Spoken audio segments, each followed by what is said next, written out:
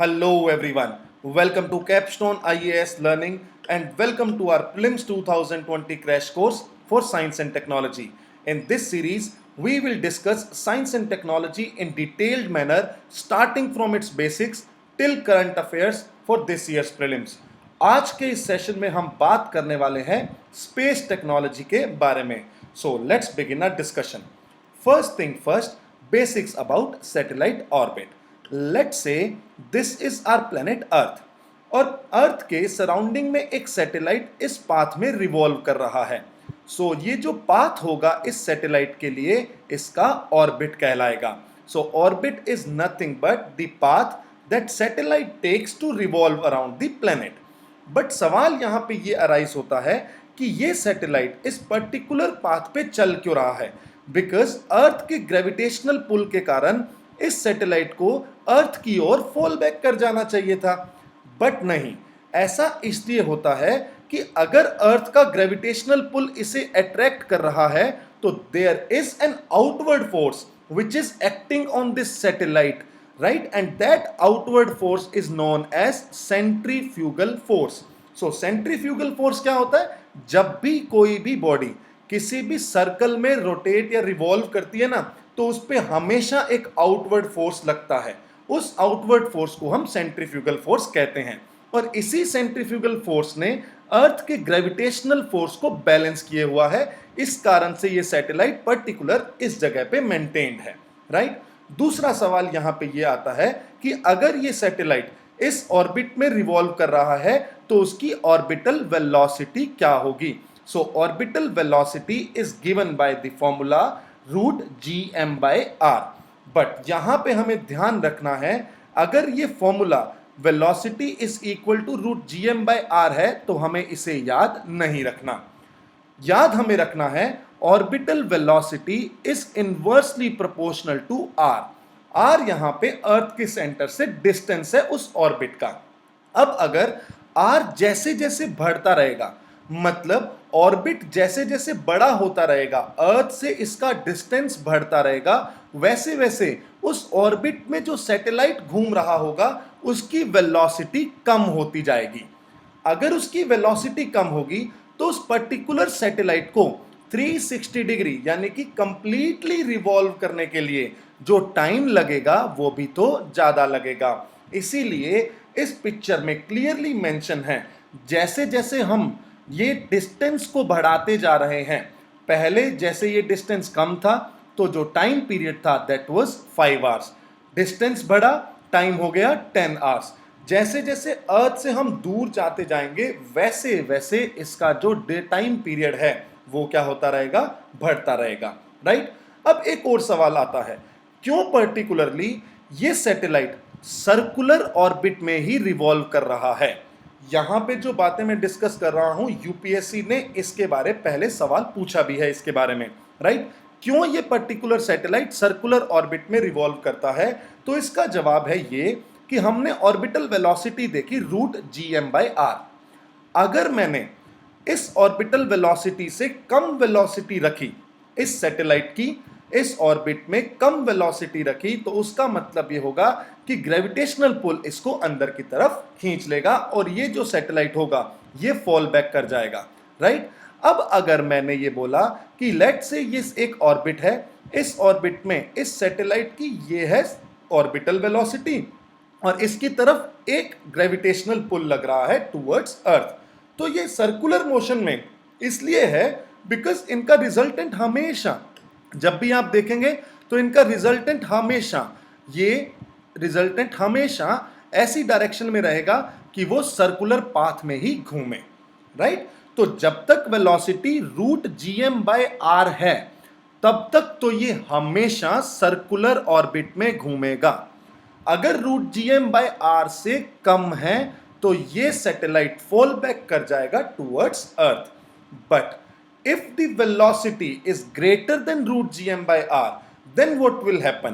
तो यहां पे ध्यान से देखिएगा कि लेट से ये ऑर्बिट था, इसमें ये सैटेलाइट, इस सैटेलाइट पे अब मैंने इस वेलोसिटी वाले कंपोनेंट को इंक्रीज कर दिया और ग्रेविटेशनल फोर्स का कंपोनेंट है थोड़ा कम, तो जो पहले इस डायरेक्शन में रिजल्टेंट आ रहा था अब वो शिफ्ट होके इस डायरेक्शन में चला जाएगा।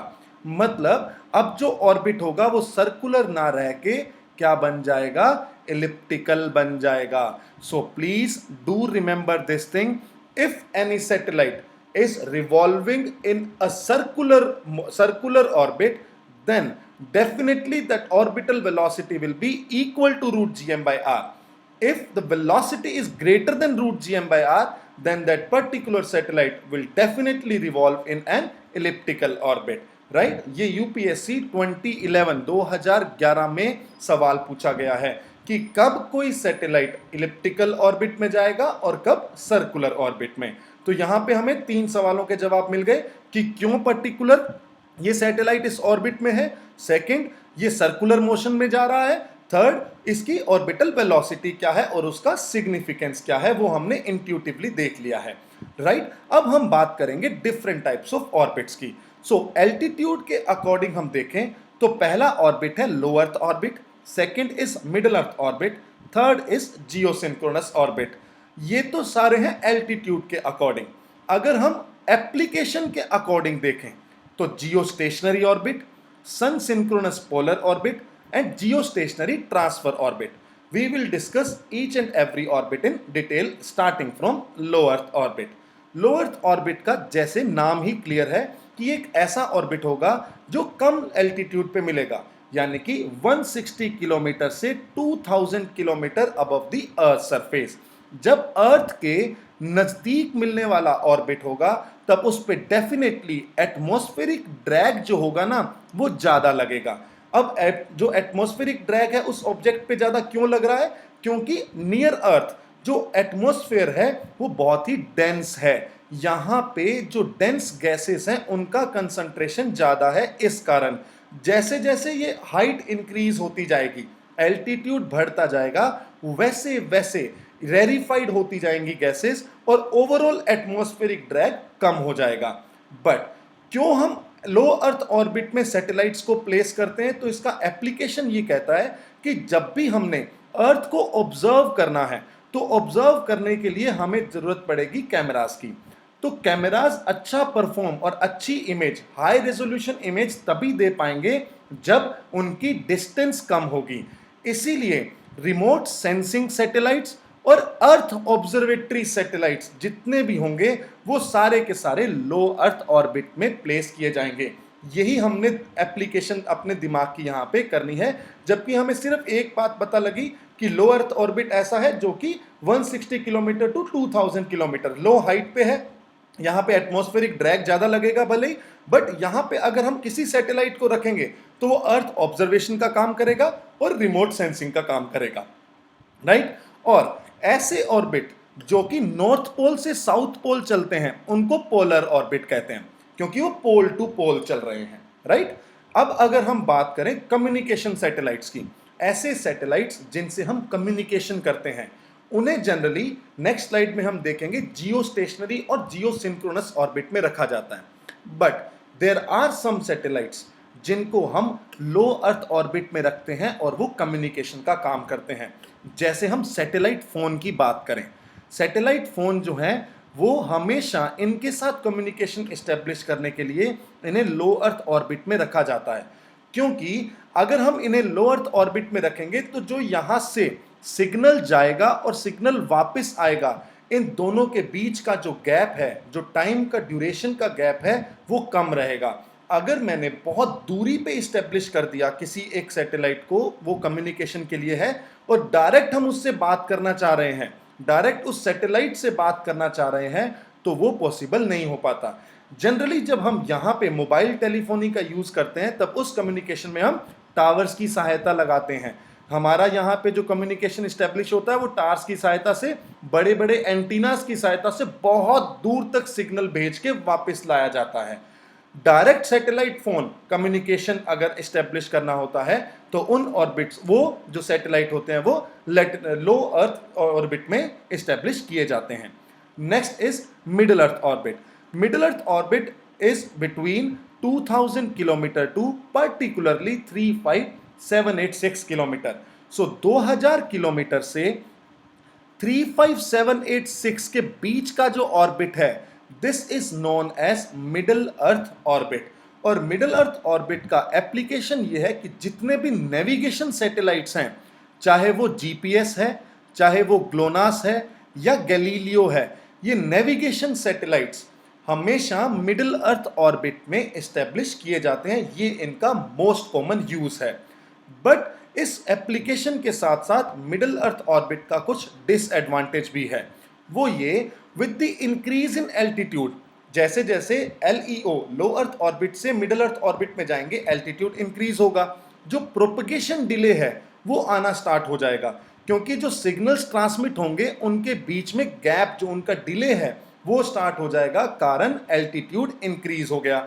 और इस सिग्नल को इतनी दूरी तक भेजने के लिए जो अमाउंट ऑफ पावर रिक्वायर्ड होगी वो भी ज्यादा होगी।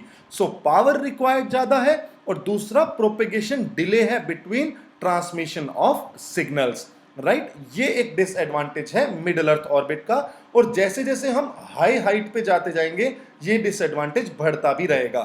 बट एप्लीकेशन के तौर पे हम बात करें, जीपीएस, ग्लोनास, गैलीलियो, जितने भी नेविगेशन सैटेलाइट्स हैं वो सारे मिडिल अर्थ ऑर्बिट में एस्टेब्लिश किए जाते हैं। बट यहाँ पे एक एक्सेप्शन है।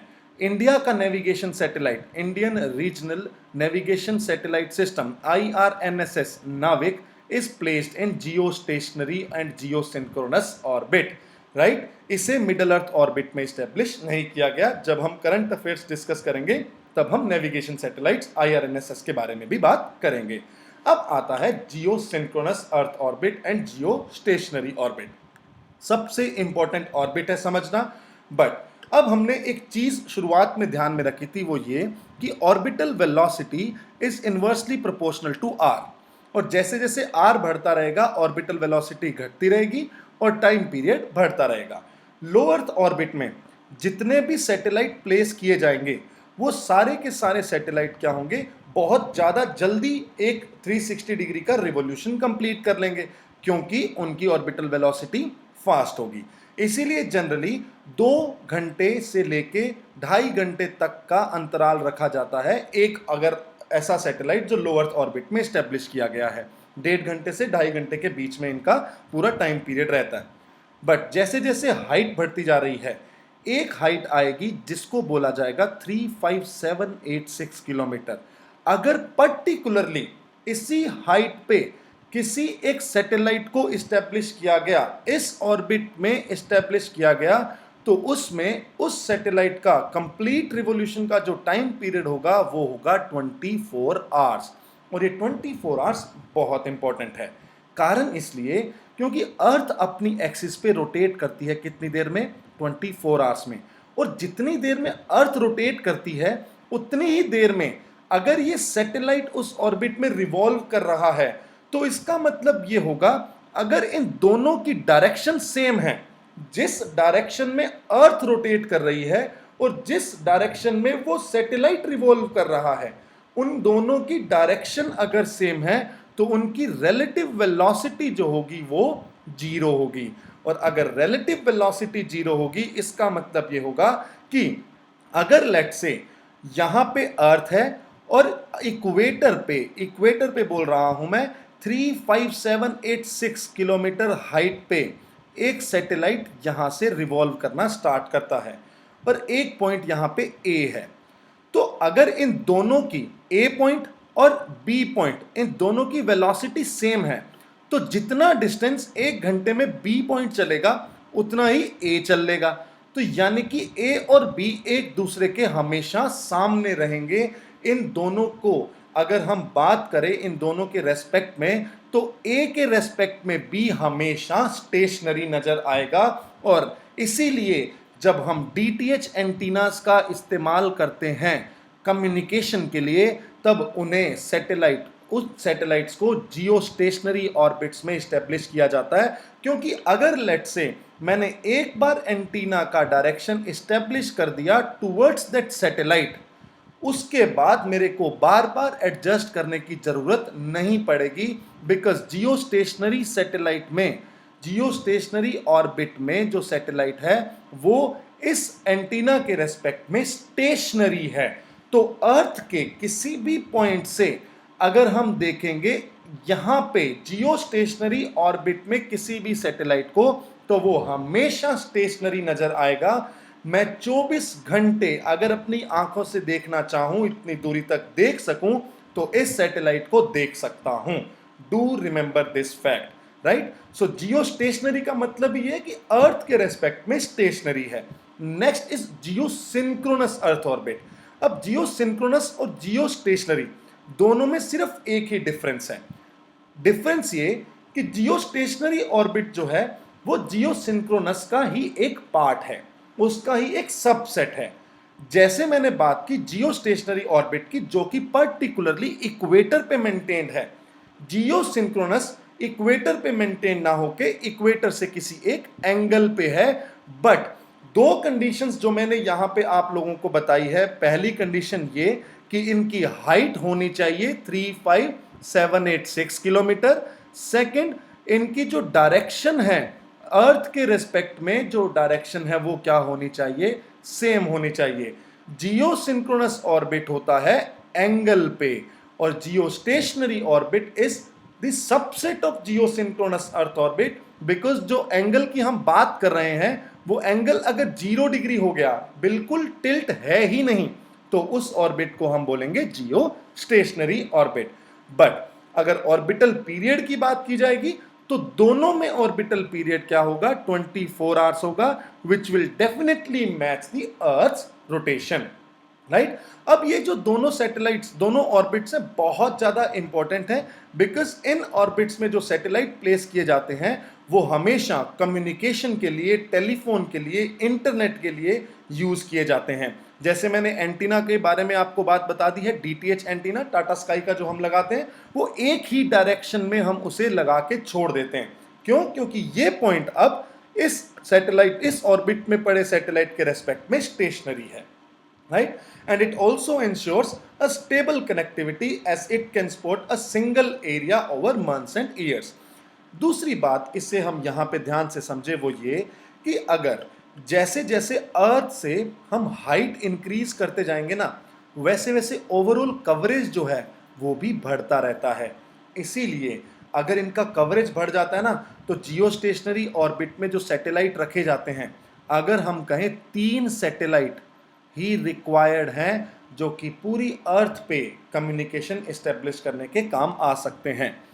बट इनका एक डिसएडवांटेज भी है जिसे ध्यान से सुनेगा, और वो डिसएडवांटेज कहता है कि अगर ये जियो स्टेशनरी ऑर्बिट हैं तो ये क्या कर सकते हैं, हमेशा इक्वेटर के ऊपर है। अगर इक्वेटर के ऊपर है जियो स्टेशनरी तो वो पोल को कभी कवर नहीं कर पाएगा।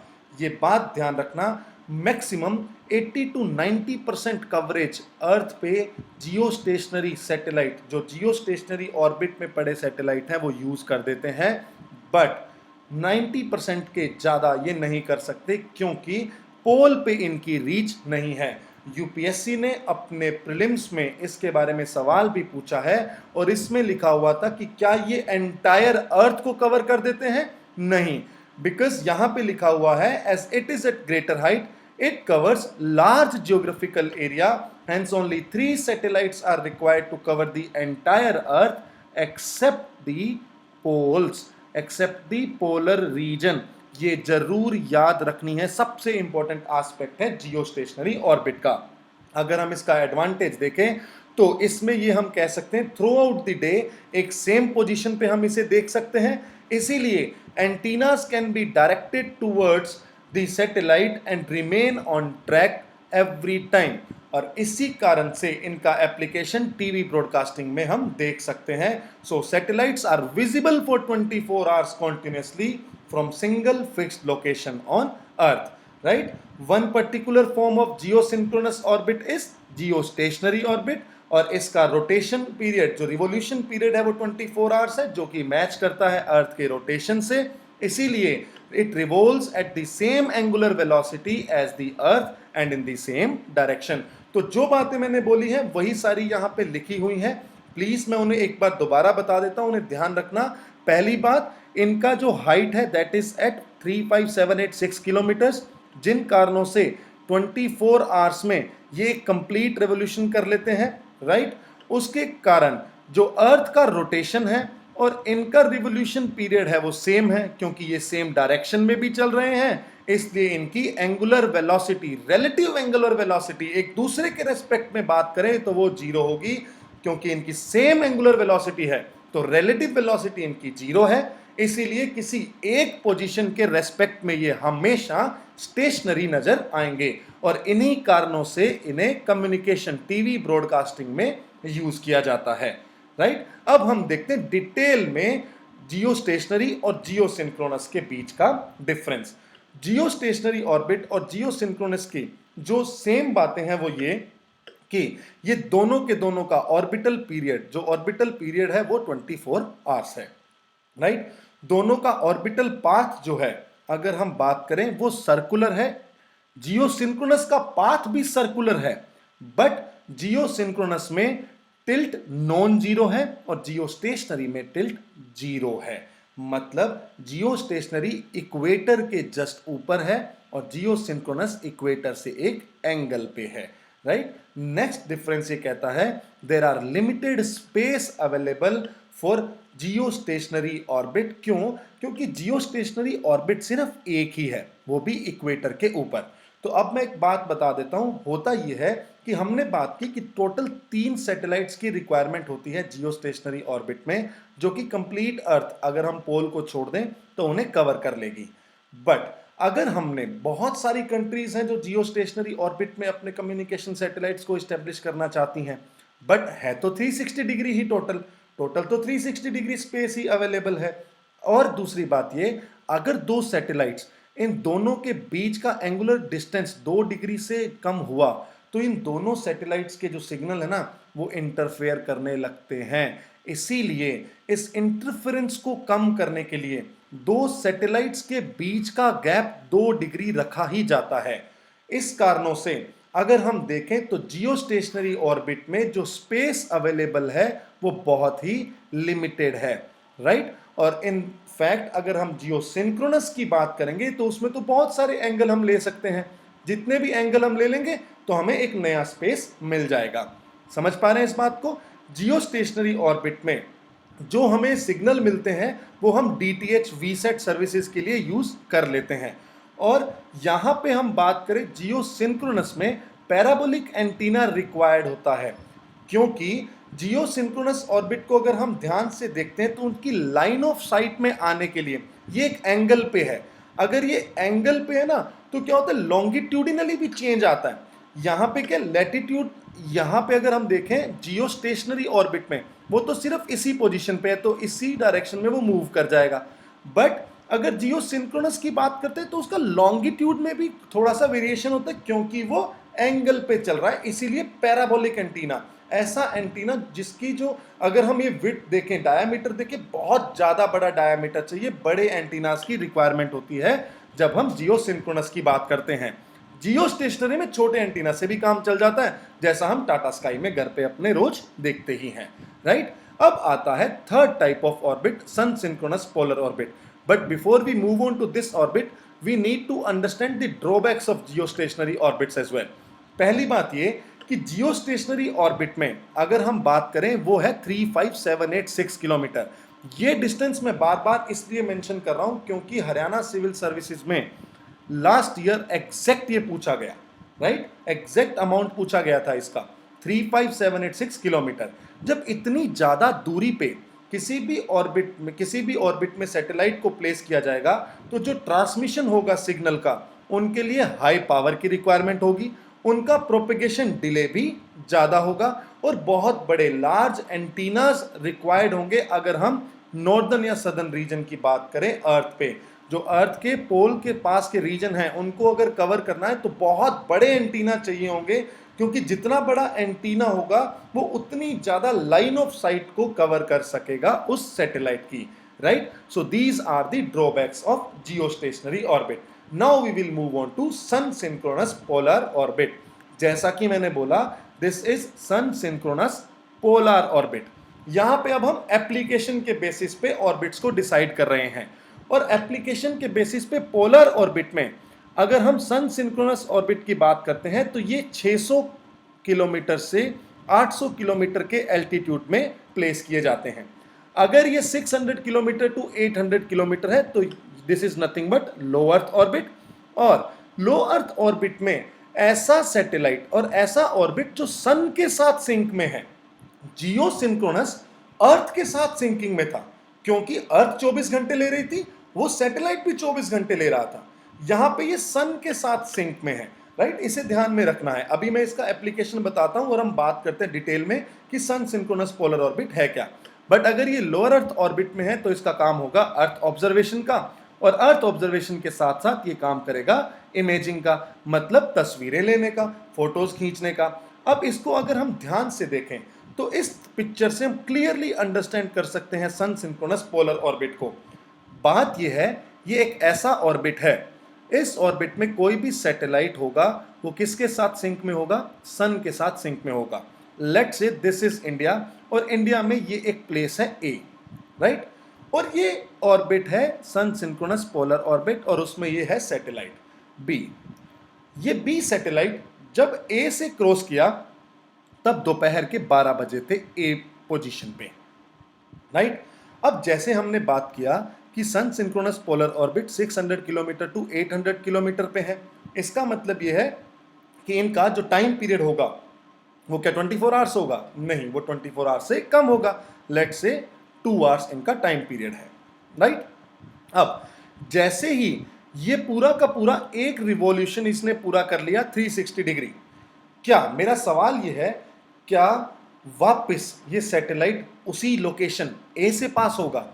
नहीं, कारण क्योंकि 2 घंटे बाद जब वापस ये ए पे आएगा तब अर्थ रोटेट कर चुकी होगी। यानी कि जब भी ये सैटेलाइट ए पोजीशन से पास करेगा तब हर रोज दिन के 12 ही बजे होंगे, क्योंकि होगा ऐसा कि अर्थ 24 घंटे में रोटेट करती है 360 डिग्री, और ये सैटेलाइट 2 घंटे में एक रिवॉल्यूशन पूरा कर लेता है। जैसे ये इस पोजीशन से गुजरा, ए पोजीशन से गुजरा, जैसे ही यहां पे 12 बजे थे, बट जैसे ये आगे गुजर गया और वापस 2 घंटे बाद आया, 2 घंटे बाद जैसे ही वापस आया तो यहां पे इंडिया नहीं था, मिडिल ईस्ट आ गया। और मिडिल ईस्ट में यहां पे कितना टाइम बजा होगा? यहां पे भी 12 ही बजे होंगे, कारण क्योंकि जैसे हम वेस्टवर्ड जाते हैं तो टाइम पीछे होता है और ईस्टवर्ड टाइम आगे होता है। इसीलिए जापान जो है वो लैंड ऑफ राइजिंग सन है, सबसे पहले सन वहां पे आता है। तो जैसे अगर हम बात करेंगे, यहां पे तो 2 बज गए, इंडिया में 2 बज गए, तो सऊदी अरेबिया में उस समय 12 बजा होगा आई गेस, राइट, क्योंकि वेस्ट में है, थोड़ा पीछे है, तो उस समय ये सैटेलाइट यहां से पास कर रहा होगा। मतलब ये है कि अगर ए पोजीशन पे कोई इंसान खड़ा है तो उसको हर रोज 12 बजे तो ये सैटेलाइट दिखेगा, बट 12 बजने के बाद ये नहीं दिखेगा, क्योंकि ये उसके बाद तो आगे चला जाएगा, और जैसे ये आगे जाएगा और अर्थ रोटेट कर जाएगी, ए पोजीशन आगे चली जाएगी। यहां पे हम देख सकते हैं ए पोजीशन आगे चली गई, सैटेलाइट यहां पे आ गया। और इसीलिए अगर हम क्लोजली इस पाथ को देखें, इस ऑर्बिट में जो सैटेलाइट है उसके पाथ को देखें रिलेटिवली, तो हमें देखने को मिलेगा ये एक स्पाइरल पाथ में चल रहा है, राइट। ये स्पाइरल पाथ में जाता है, इसीलिए यहां पे हम कह सकते हैं this is in sync with sun, because every single day जब 12 बजेंगे तब हमें वो ऑर्बिट, उस ऑर्बिट में जो सैटेलाइट था वो दिख जाएगा। बट 12 बजने के बाद का जैसे ही वक्त आया वो ऑर्बिट, हमें उस ऑर्बिट में सैटेलाइट नहीं दिखेगा। तो बात यहां पे आती है, when a satellite has a sun synchronous orbit, it means that it has a constant sun illumination through inclination and altitude. For sun synchronous orbit, it passes over any given point on Earth's surface at the same local solar time. Her rose same local time पे वो अर्थ के उस point को cross करेगा, इसीलिए वो sink में है किसके? सन के साथ, अर्थ के साथ सिंक में नहीं है। अर्थ के साथ सिंक में वो तब होता जब उसका टाइम पीरियड 24 आवर्स होता, और वो कौन होता है? जियो सिंक्रोनस ऑर्बिट और जियो stationery orbit. So this consistency. अब इसका एप्लीकेशन देखें कि क्यों पर्टिकुलरली ऐसा ही ऑर्बिट चूज किया गया। कारण ये है कि लेट से हमने ए जो यहाँ पे पॉइंट था इसकी इमेज लेनी है, और सन सिंक्रोनस पोलर ऑर्बिट में जो भी सैटेलाइट्स होंगे उनका काम होगा अर्थ ऑब्जर्वेशन का, और इमेजिंग करेंगे वो। अगर इसकी इमेज लेनी है, एक इमेज में सुबह 12 बजे की ले रहा हूं और एक शाम को 6 बजे की ले रहा हूं और इन दोनों को कंपेयर कर रहा हूं, तो क्या कंपैरिजन आसान होगा? नहीं, क्योंकि दोनों तरफ कंडीशंस अलग अलग हैं। एक तरफ धूप ज्यादा है तो जो ग्रीनरी है वो कम दिखाई देगी, यहाँ पे छाया ज्यादा आ जाएगी 6 बजेंगे, धूप कम होगी तो कुछ चीजें ऐसी होंगी जो ज्यादा ग्रीन आ जाएंगी, तो आपस में कंपैरिजन नहीं हो सकता। इसीलिए किसी एक पर्टिकुलर लोकेशन की लॉन्ग ड्यूरेशन कंपैरिजन करनी होती है ना हमें, तो हमें हर रोज एक ही समय का इमेज चाहिए। तो जो सन सिंक्रोनस पोलर ऑर्बिट होते हैं, रोज 12 बजे तुम्हें इमेज दे देगा तो कंपैरिजन करना आसान होगा, right? So this is the application of sun synchronous orbit. Now the next orbit is geostationary transfer orbit. It was in news recently because जब चंद्रयान 2 गया तो उन्हें सबसे पहले जियोस्टेशनरी ट्रांसफर ऑर्बिट में ही भेजा गया था। तो अगर हम बात करें जियोस्टेशनरी ऑर्बिट की, geostationary orbit is located at 35786 kilometre, जो कि बहुत दूर है। इसीलिए डायरेक्ट इस ऑर्बिट में हमें किसी सैटेलाइट को प्लेस करना है तो उसकी एक्यूरेसी को मेंटेन करना बहुत जरूरी है, और उस एक्यूरेसी को मेंटेन करने के लिए हम सीधा किसी भी सैटेलाइट को जियोस्टेशनरी ऑर्बिट में नहीं डालते। हम क्या करते हैं, पहले उसे एक ट्रांसफर ऑर्बिट में डालते हैं। ट्रांसफर ऑर्बिट अर्थ से 200 किलोमीटर की हाइट पे लेट से हमने चूज किया। जैसे ही सैटेलाइट यहां इस ऑर्बिट में आया, यहां ये ऑर्बिट जो होगा ये एलिप्टिकल ऑर्बिट होगा। जैसे ये यहां पे पहुंचा, एक बार ये लेट से इसने ये ऑर्बिट पूरा कर लिया, घूम के वापस इधर आया, इसकी हमने स्पीड बूस्ट कर दी। जैसे ही स्पीड बूस्ट की, अब ये इधर वाले ऑर्बिट में आ गया बर्न होने के बाद। अब स्पीड कैसे बूस्ट कर रहे हैं, हम फ्यूल को बर्न कर देते हैं। पहले हमने फ्यूल कम बर्न किया तो ये छोटे ऑर्बिट में घूम रहा था, जैसे ही दोबारा उस पोजीशन पे आया हमने और फ्यूल बर्न किया, बेसिकली एक्सिलरेट किया उसे। जैसे ही एक्सिलरेट हुआ ये दूसरे ऑर्बिट में आ गया, फिर तीसरे ऑर्बिट में आ गया, एंड फाइनली घूमते घूमते इसे कहां पहुंचा दिया गया, जियोस्टेशनरी ऑर्बिट में। सो जियोसिंक्रोनस जो सैटेलाइट्स होते हैं, जियोस्टेशनरी सैटेलाइट्स जो होते हैं, उन्हें पहले हम ट्रांसफर ऑर्बिट में पेश करते हैं। जब ट्रांसफर ऑर्बिट में वो प्लेस हो गया, उसके बाद उसे धीरे धीरे करके बर्निंग करके, प्रोपल्शन प्रोवाइड करके उसे हम अपने डिजायर्ड ऑर्बिट में सेटल कर लेते हैं, right? So these orbits are geostationary transfer orbit. So this was all about orbits. Now our next part is about launch vehicles. So launch vehicle की अगर हम हिस्ट्री देखें तो इसरो का पहला लॉन्च व्हीकल था satellite launch vehicle SLV-3। Then उन्होंने अपने आप को बहुत ज़्यादा इम्प्रूव किया विद एवरी जनरेशन, और आज हम PSLV और GSLV के एरा में हैं। बट हम इस सीरीज में शुरुआत से लेके एंड तक सबका डिस्कशन करेंगे, बट उससे पहले हम बात करेंगे आखिर लॉन्च व्हीकल और जो रॉकेट होता है उसके पार्ट्स क्या क्या हैं। सबसे पहले असेंबली में हम देखेंगे होता है प्रपल्शन सिस्टम। इस पूरी असेंबली को समझें उससे पहले हमें यह भी पता होना चाहिए कि ये लॉन्च व्हीकल आखिर ऊपर उठता क्यों है। ये जिस प्रिंसिपल पे काम करता है उसे हम बोलते हैं न्यूटन का third law. Newton's third law कहता है every action has an equal and opposite reaction. तो जैसे ये रॉकेट है, इस रॉकेट में जितना ज्यादा फोर्स ये रॉकेट अर्थ पे लगाएगी, उतना ही ज्यादा फोर्स अर्थ वापस इस पे रिएक्शन के रूप में लगाएगा। इसीलिए क्या होता है कि इस रॉकेट को यहां से बर्न किया जाता है। जैसे ये बर्निंग होगी, इस बर्निंग से जो हीट जनरेट होगी, जो थ्रस्ट जनरेट होगा, जो थ्रस्ट डेवलप होगा, वो अर्थ को पुश करेगा। जैसे ही सरफेस को पुश करेगा, सरफेस ऑपोजिट रिएक्शन, एक ऑपोजिट फोर्स लगाएगी, उतना ही फोर्स लगाएगी। मतलब जितना जोर से हम नीचे की तरफ फोर्स लगाएंगे उतना ही ये ऊपर की तरफ फोर्स आएगा और ये लिफ्ट हो जाएगा, राइट? सो जो मेजर काम है वो करना है इस प्रोपल्शन सिस्टम ने, क्योंकि जो ये थ्रस्ट जनरेट करना है, this thrust will be generated by heat energy, और हीट कहां से आएगी, फ्यूल के बर्निंग से। तो यहां पे इस असेंबली में दो मेजर एस्पेक्ट हैं, एक है फ्यूल और दूसरा उस फ्यूल को बर्न करने के लिए ऑक्सीडाइजर टैंक, राइट? अब फ्यूल ऑक्सीडाइजर टैंक ये टोटल मिलके बन गया हमारा प्रोपल्शन सिस्टम। इसके ऊपर आता है गाइडेंस सिस्टम। गाइडेंस सिस्टम का मतलब जब लॉन्च व्हीकल हमने लॉन्च कर दिया है, लिफ्ट हो गया है, तो उसको नेविगेट करना पड़ेगा। उसके लिए कुछ इंस्ट्रूमेंटेशन की सहायता हमें लेनी पड़ती है। मतलब उन्हें नेविगेट करना हमें पड़ता है, उसके लिए जो गाइडेंस सिस्टम की रिक्वायरमेंट होती है वो यहाँ पे प्लेस होता है। Next is payload system. ये पेलोड सिस्टम डिसाइड करता है कि लॉन्च व्हीकल का हम किस तरह से यूज करने वाले हैं। इधर we are using a satellite यहाँ पे पेलोड सिस्टम में, और we are using a nuclear warhead, right. अगर न्यूक्लियर वॉरहेड लग गया तो ये मिसाइल हो जाएगी, नहीं तो ये सैटेलाइट लॉन्च व्हीकल हो जाएगा, राइट। तो इसीलिए जब रॉकेट्स बनी ना, तब उन रॉकेट्स को जैसे जैसे ये हम देखते रहेंगे हमारे स्पेस में इन रॉकेट्स का डेवलपमेंट होता रहेगा ना, वैसे वैसे डिफेंस में भी डेवलपमेंट्स बढ़ते रहेंगे, क्योंकि इन्हीं रॉकेट्स के सहायता से हम क्या कर सकते हैं, न्यूक्लियर वॉरहेड को या हमारे कन्वेंशनल वॉरहेड हैं जो उनको हम भेज सकते हैं। अगर हम बात करें प्रोपेलेंट जो यूज होता है, जो फ्यूल यहाँ पे यूज होता है, उस प्रोपेलेंट में जो फ्यूल है वो सबसे इंपॉर्टेंट एस्पेक्ट है, क्योंकि फ्यूल बर्न होगा तो ये थ्रस्ट प्रोवाइड करेगा, प्रोपल्शन प्रोवाइड करेगा। बट इस फ्यूल को बर्न करने के लिए हमेशा किसकी रिक्वायरमेंट होती है, ऑक्सीजन की।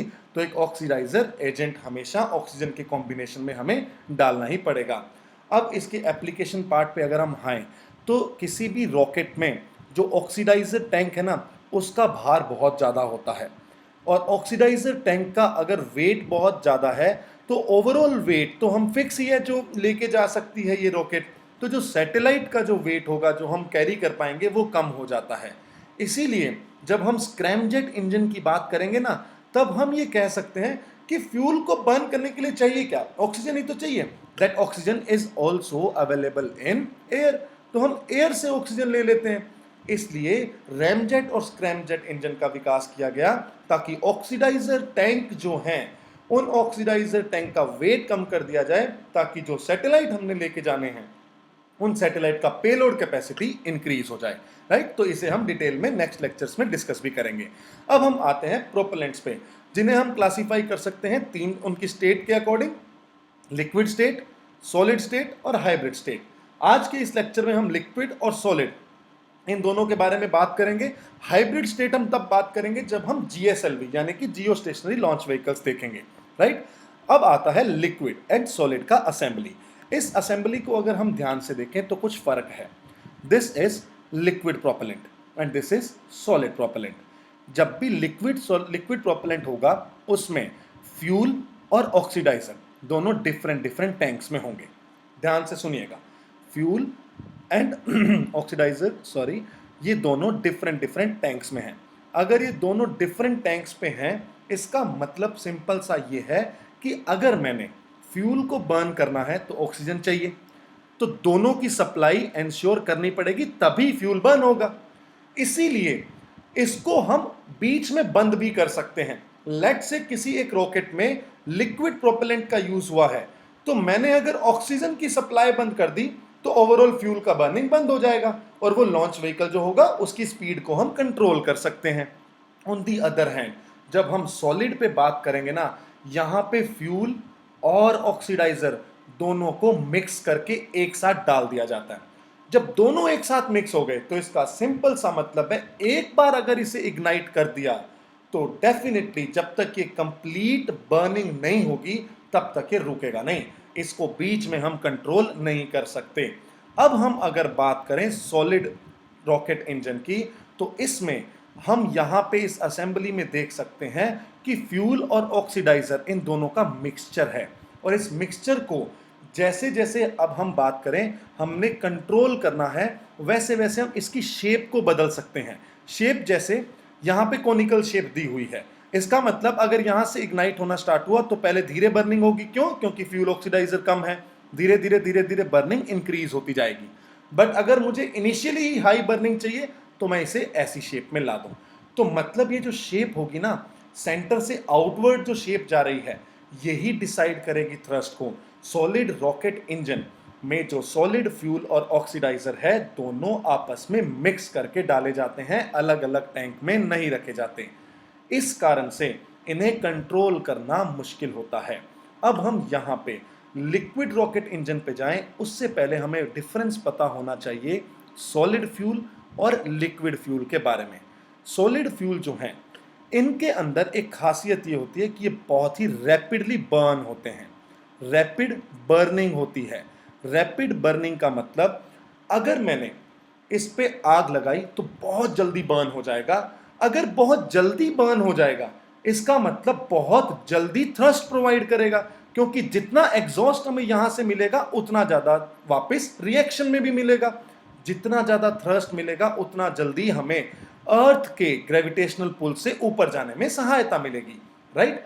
लिक्विड की बात यह है कि ये बर्न तो बहुत स्लो होता है, बर्न कंपैरेटिवली स्लो होता है, बट अगर 1 केजी लिक्विड फ्यूल को मैं बर्न करूंगा तो उसका जो इंपल्स आता है वो ज्यादा आता है, राइट। अब यहां पे ध्यान से सुनिएगा, कंफ्यूजन हो जाता है, बहुत ही इंपॉर्टेंट एस्पेक्ट है समझना। सॉलिड फ्यूल का स्पेसिफिक इंपल्स, स्पेसिफिक वर्ड जहां भी आए उसका मतलब है पर यूनिट मास, यानी कि 1 केजी के रेस्पेक्ट में हम बात करें।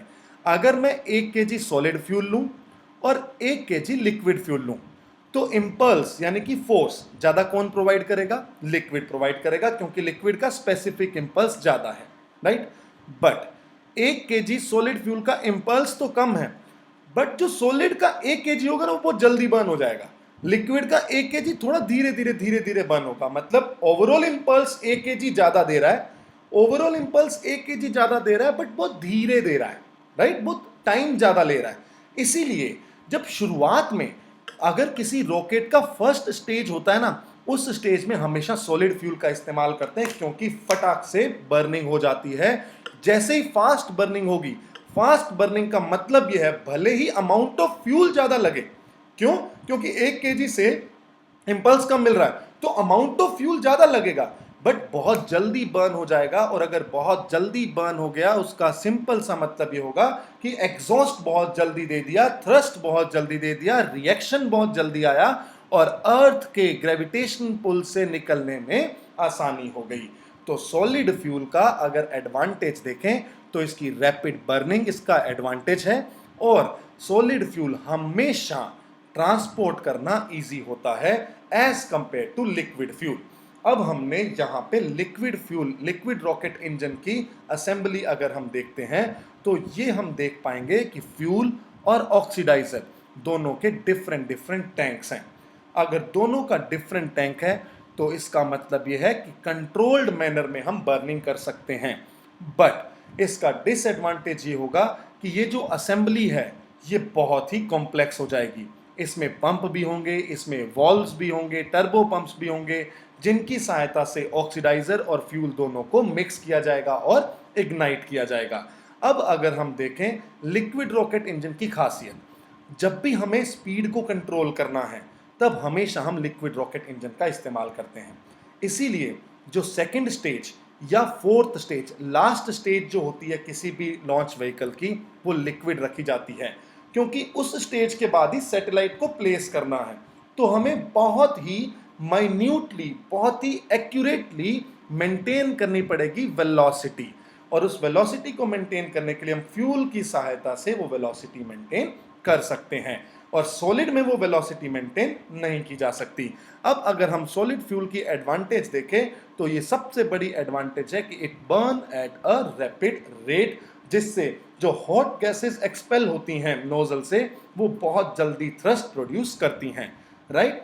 And when ignited a solid propellant Burns from the centre out towards the sides of the casing. ये हमने पिछली इमेज में देख भी लिया। एडवांटेज देखें तो ये है कि solid propellant rockets are much easier to store and handle than liquid propellant rocket, और इनकी जो असेंबली है वो बहुत ही कॉम्पैक्ट होती है, छोटी सी असेंबली है जिसमें सॉलिड और ऑक्सीडाइजर दोनों को मिक्स करके डाल दिया गया।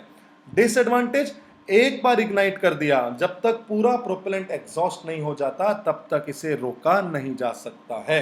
लिक्विड प्रोपेलेंट अगर हम देखें तो कंट्रोल करने में काम में आता है।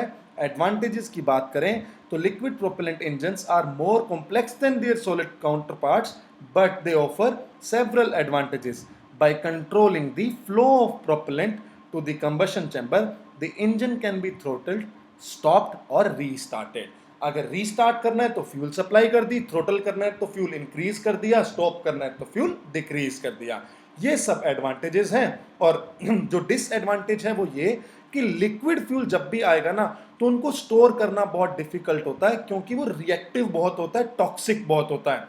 इसीलिए हमेशा लिक्विड प्रोपेलेंट्स टॉक्सिसिटी प्रोवाइड करते हैं, कोरोजन एक्टिविटीज करते हैं, जंग लगा देते हैं, राइट। ये इनका डिसएडवांटेज होता है। अब हम आते हैं हमारी लॉन्च व्हीकल्स पे। सो लॉन्च व्हीकल का जो एक असेंबली का प्रोपेलेंट पार्ट था वो हमने कंप्लीटली डिस्कस कर लिया। यहाँ पे मैं वापस आपको ले जाता हूँ इस इमेज पे, जिसमें हमने देखा था कि इस पूरी असेंबली में प्रोपल्शन सिस्टम, जिसमें फ्यूल ऑक्सीडाइजर का ये पूरा सिस्टम हमने डिस्कस कर लिया है। अब आएगी बात पेलोड सिस्टम की। जब हम टाइप्स ऑफ सैटेलाइट करेंगे ये तब हो जाएगा। अब हम देखते हैं ओवरऑल लॉन्च व्हीकल जो इंडिया ने लॉन्च किए हैं, इंडिया के पास हैं, वो कौन कौन से हैं इंडिया ने जो डेवलप किए हैं। PSLV, GSLV and sounding rocket, ये 3 ब्रॉड कैटेगरीज हैं अभी इसरो की जो ओवर द ईयर्स उन्होंने डेवलप की है। बट इन सब की शुरुआत हुई थी SLV से, जिसे बोला जाता है सैटेलाइट लॉन्च व्हीकल। 3 इसलिए क्योंकि पहली 2 फ्लाइट्स SLV की पार्शियली सक्सेसफुल थी, कंप्लीट सक्सेसफुल नहीं थी। थर्ड फ्लाइट SLV की कंप्लीट सक्सेसफुल थी, इसीलिए SLV 3 से हम शुरुआत मानते हैं। उसके बाद इन्होंने डेवलपमेंट किया over the years, then we augmented our launch vehicle and we name that augmented satellite launch vehicle. Then we moved on to PSLV, polar satellite launch vehicle, then GSLV, और अभी हम GSLV Mark 3 की era में है PSLV के साथ साथ, right. अब हम शुरुआत करते हैं सबसे पहला launch vehicle, that was SLV, जिसे 1979 में जिसका फर्स्ट एक्सपेरिमेंटल फ्लाइट था, 1979 में फर्स्ट फ्लाइट जो कि पार्शियली सक्सेसफुल था। सेकंड फ्लाइट जो था वो भी partially successful, third complete successful flight था, और उसके बाद से SLV 3 ने पीछे मुड़ के नहीं देखा। बट SLV की अगर हम बात करें तो इसके अंदर 4 स्टेजेस हैं, 4 स्टेजेस लॉन्च व्हीकल था। चारों स्टेजेस में सॉलिड रॉकेट फ्यूल का यूज किया गया, सॉलिड रॉकेट फ्यूल। उसके बाद ये पेलोड कैपेसिटी रखता था ओनली 40 kg की। सो 40 kg की कैपेसिटी के साथ 4 स्टेजेस सॉलिड फ्यूल इंजन को लेके बनाया गया जो लॉन्च व्हीकल था वो था हमारा satellite launch vehicle SLV, right. Next अगर हम बात करते हैं तो इसको ऑगमेंट किया गया SLV को ASLV से, और ASLV का मतलब है ऑगमेंटेड सैटेलाइट लॉन्च व्हीकल। मतलब जो पेलोड कैपेसिटी पहले 40 kg थी, अब उस पेलोड कैपेसिटी को इंक्रीज करके 150 kg कर दिया गया। अगर पेलोड कैपेसिटी इंक्रीज की है तो हमें अमाउंट ऑफ फ्यूल रिक्वायर्ड भी ज्यादा होगा, राइट, क्योंकि हैवी हो गया, उस हैवी इंजन को लेके जाना है। तो लॉन्च व्हीकल में इस बार 4 स्टेजेस नहीं 5 स्टेजेस थी, और पांचों की पांचों क्या थी, सॉलिड थी, राइट। पांचों की पांचों स्टेजेस सॉलिड स्टेजेस थी। ये था हमारा ASLV। ASLV ने भी काफी सारी फ्लाइट्स की, उनके बारे में डिस्क्रिप्शन यहाँ पे आपको मिल जाएगा, बट अभी ये ऑपरेशन में नहीं है, इसलिए हमारे लिए काम का नहीं है। This is just for our reference that we started up our launch vehicle development from SLV, then we moved on to ASLV, और अभी जो ऑपरेशनल लॉन्च व्हीकल है इंडिया में वो है PSLV, GSLV and sounding rockets. आज के इस सेशन में हम बात करेंगे PSLV के बारे में और PSLV से रिलेटेड करंट अफेयर्स के बारे में।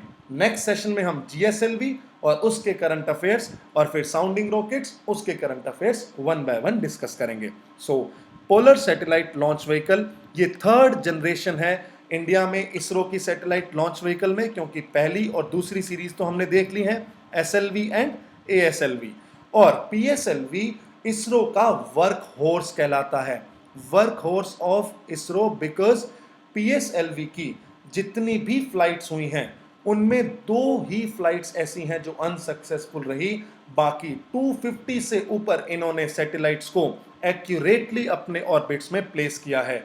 इसीलिए अगर हम बात करें कमर्शियल यूज के लिए PSLV के, तो जो इसरो की कमर्शियल विंग है एंट्रिक्स, वो इनके यूज से विदेशों के सैटेलाइट्स को भेजती है और उनसे फॉरेक्स रिजर्व को बढ़ाती है, राइट। मेन पर्पस PSLV का था, पोलर सैटेलाइट लॉन्च व्हीकल है तो पोलर ऑर्बिट में ही बनाएगी, और polar orbit is nothing but the low earth orbit. Low earth orbit में कौन जाते हैं, यस, रिमोट सेंसिंग सैटेलाइट्स और अर्थ ऑब्जर्वेटरी सैटेलाइट्स। सो जो रिमोट सेंसिंग सैटेलाइट्स जो है, इंडियन रिमोट सेंसिंग सैटेलाइट जो IRS सैटेलाइट थे, उनको सन सिंक्रोनस पोलर ऑर्बिट में एस्टेब्लिश करने के लिए जो कमर्शियली यूज किया जाता है वो है पीएसएलवी का। बट पीएसएलवी एक एक्सपेंडेबल सिस्टम है, यहां पे लिखा हुआ है it is an expendable system. Expendable system का मतलब है इसमें स्ट्रैप ऑन बूस्टर मोटर है। Strap on booster motors, strap on motors का मतलब साइड में कुछ एक्स्ट्रा मोटर्स अवेलेबल हैं जिनकी वजह से एक्स्ट्रा बूस्ट मिलता है, इनको एक्स्ट्रा थ्रस्ट मिलता है। इसीलिए अगर हम बात करें पीएसएलवी की तो इसके डिफरेंट डिफरेंट वेरिएंट्स हैं। पहला वेरिएंट है कोरलोन जिसमें कोई स्ट्रैप ऑन बूस्टर मोटर नहीं है। PSLV XL 6 strap on booster motor, ऐसे ही पीएसएलवी डीएल इसमें 4 बूस्टर मोटर। तो ये डिफरेंट डिफरेंट पीएसएलवी के वेरिएंट्स हैं, ये हमें आइडिया होना चाहिए। अब अगर हमने हाई पेलोड को, जो ओवरऑल पेलोड है वो ज्यादा है, तो उसको पीएसएलवी लो अर्थ ऑर्बिट में एस्टेब्लिश कर सकता है। बट अगर हमें स्मॉल साइज के सैटेलाइट्स को भेजना है दूरी पे ज्यादा, तो भी पीएसएलवी का हम यूज कर सकते हैं। इसीलिए यहां पे लिखा हुआ है कि PSLV can also launch small size satellites into geostationary transfer orbit. Geostationary transfer orbit से हम फाइनली कहां ले जाएंगे, जियोस्टेशनरी ऑर्बिट्स में, तो उनमें भी पीएसएलवी काम में आ सकता है। इसीलिए भारत का मंगल ऑर्बिटर मिशन MOM, मंगलयान जिसे हम कहते हैं, और उसके साथ हमारा चंद्रयान 1, ये दोनों पीएसएलवी से ही किए गए थे। MOM मार्स ऑर्बिटर मिशन और चंद्रयान 1 ये दोनों पीएसएलवी से किए गए हैं, और इसमें पीएसएलवी एक्सेल वेरिएंट जो सबसे ज्यादा 6 बूस्टर मोटर वाला है उसे यूज किया गया।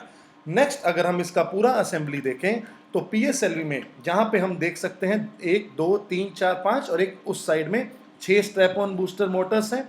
First stage is solid fuel, second is liquid fuel, third is solid fuel and fourth is liquid fuel. Fourth liquid fuel होना बनता भी था, क्यों? क्योंकि कंट्रोल एंड में हमें करना ही होता है। और हमें एक बात याद रखनी है, जैसे जैसे ये फ्यूल, जैसे जैसे ये स्टेजेस बर्न होती जाएंगी, ये पार्ट पीछे से नीचे गिरता जाता है और लास्ट में रह जाता है हमारा पेलोड जो है सैटेलाइट, जिसे हमने या तो अगर वो स्मॉल साइज है तो उसे जियोस्टेशनरी ऑर्बिट में हम ला सकते हैं, और अगर उसका साइज ज्यादा है तो उसे हम सन सिंक्रोनस पोलर ऑर्बिट में एस्टेब्लिश कर सकते हैं। राइट। सो अभी तक के हम लॉन्चेस देखें तो 1990 में इसे डेवलप किया गया था। इसका पहला लॉन्च फेल था, बट उसके बाद इन्होंने पीछे मुड़ के नहीं देखा और 2017 तक अराउंड 257 सैटेलाइट्स को इन्होंने एक्यूरेटली अपने ऑर्बिट्स में प्लेस किया। और some notable payloads launched by PSLV include India's Chandrayaan 1, right. और उसके साथ साथ मार्स ऑर्बिटर मिशन जिसके बारे में हमने ऑलरेडी डिस्कस कर लिया है। PSLV continues to be the workhorse of Indian satellite launches, especially for low Earth orbit satellite। ये क्यों है? क्योंकि हमने इसके बहुत सारे सक्सेसफुल हमने इनके लॉन्चेस किए हैं और बहुत ज़्यादा फॉरेक्स रिजर्व इकट्ठा किया है इनसे। It has undergone several improvements with each subsequent version। जैसे जैसे डिफरेंट वर्जन आते रहेंगे वैसे वैसे इनका इंप्रूवमेंट होता रहेगा। और इसमें अगर हम बूस्टर मोटर्स की बात करें, वो उनका एक्सपेंडेबल सिस्टम बनाता है। इसमें 4 स्टेजेस हैं, सॉलिड और लिक्विड प्रोपल्शन की। अल्टरनेटिव में है पहली सॉलिड, दूसरी liquid, third solid, fourth liquid. PSLV XL में 6 strap on booster motor, PSLV G में 6 strap on booster motor, PSLV DL में 2, पीएसएलवी क्यूएल में 4, पीएसएलवी कोरलोन में कोई स्ट्रैप ऑन बूस्टर मोटर नहीं है। हमें इतना डिटेल में याद नहीं रखना, बट ये याद रखना है कि इसके अंदर एक एक्सपेंडेबल सिस्टम है। एक्सपेंडेबल सिस्टम का मतलब है साइड में एक्स्ट्रा मोटर्स लगा के उसे बूस्ट करना। राइट। अब आते हैं हम इस साल के करंट अफेयर्स में। पीएसएलवी C46, C47 और C48 ये तीनों इस साल न्यूज में थे। सबसे पहले हम बात करते हैं पीएसएलवी C48 की। दिसंबर 2019 में पीएसएलवी C48 ने सक्सेसफुली RISAT 2BR1 और 9 कमर्शियल सैटेलाइट्स को लॉन्च किया from our Satish Dhawan Space Centre SDSC Sriharikota से। राइट। अब RISAT का मतलब यहाँ पे ये है radar imaging satellite, radar imaging satellite, बस इतना ही याद रखना है हमें। इसके साथ कुछ 9 कमर्शियल सैटेलाइट्स थे जो कि हमारे, इसीलिए तो ये वर्क हॉर्स है, राइट। और PSLV C46 की बात करें तो इन्होंने RI से 2B को भेजा था, उसके बाद C48 भेजा गया जिसे RI से 2BR1 भेजा गया। जब PSLV C46 भेजा गया उसमें RI से 2B, ये मई 2019 की बात है, और इसमें वर्जन यूज किया गया कोर अलोन। जब PSLV कोर अलोन की बात आएगी ना तो हम पिछली स्लाइड में देख सकते हैं यहां पे कि कोर अलोन 1100 kg को लो अर्थ ऑर्बिट में स्टेब्लिश कर सकता है और PSLV एक्सेल 1.75 टन यानी कि 1750 kg को।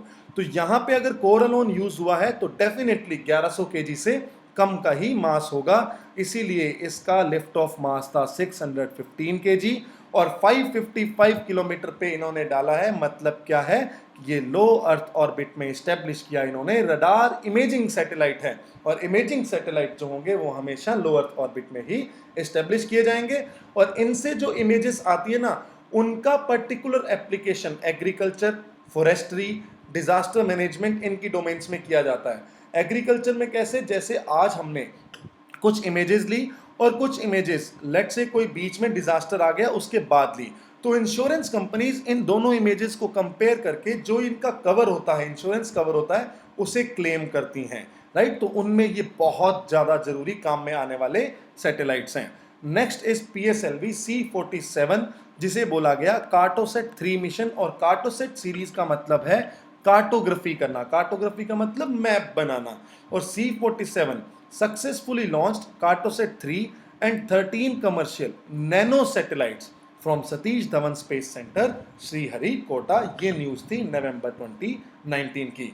अगर हम यहाँ पे देखें तो इसमें यूज किया गया PSLV XL configuration that is with 6 solid strap on booster Motors.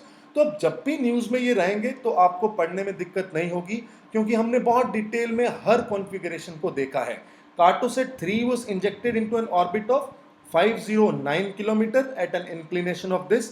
ये क्या है, सन सिंक्रोनस पोलर ऑर्बिट है। और मैपिंग कब की जाएगी, जब हम बार बार इमेजेस ले पाएंगे, राइट। तो third generation agile advance satellite having high resolution imaging capability, right. और जो कमर्शियल नैनो सैटेलाइट्स थे वो थे USA के।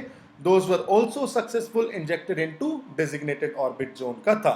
The satellites were launched under commercial arrangements with New Space India Limited, the commercial arm of ISRO. So New Space India Limited अभी नई commercial arm है इसरो की। इसके बारे में हम नेक्स्ट लेक्चर में डिस्कस करेंगे क्योंकि इसरो का जब हम ऑर्गेनाइजेशनल स्ट्रक्चर देखेंगे तब इस साल के बजट में NSIL को बनाया गया है, राइट। तो इसके बारे में भी हम डिस्कस करेंगे।